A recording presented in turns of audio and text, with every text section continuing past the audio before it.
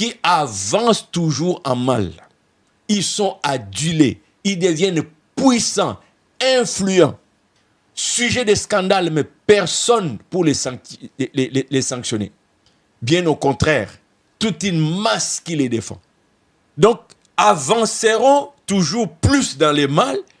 C'est ce qui a sauté. Quand j'ai regardé, je dis, oh, pourquoi je lis souvent ces textes, mais je passe. C'est important, ces éléments. Ils avanceront toujours. C'est pourquoi ils avancent. Nous le voyons. Dans la vraie vie, effectivement, scandale après scandale, il ne fait qu'avancer dans le mal. Et l'autre partie qui a attiré mon attention, c'est égarant les autres. Égarant les autres. Ils sont eux-mêmes égarés et ils égarent aussi les autres.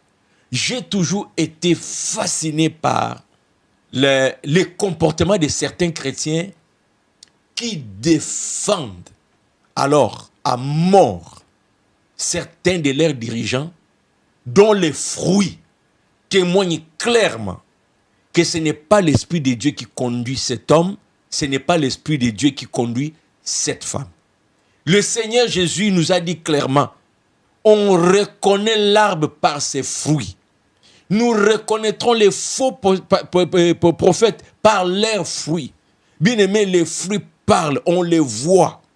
Mais les gens sont prêts à se battre pour défendre cet homme, cette femme. Je me suis toujours posé des questions. Comment un enfant de Dieu peut être comme ça? Mais pourquoi? Pourquoi tu ne vois pas les fruits? Comment tu peux continuer de suivre un tel homme? Ce verset me fait voir que non. Ils vont égarer les gens. Il y a des gens qui vont les suivre. Il y a des gens qui vont les suivre.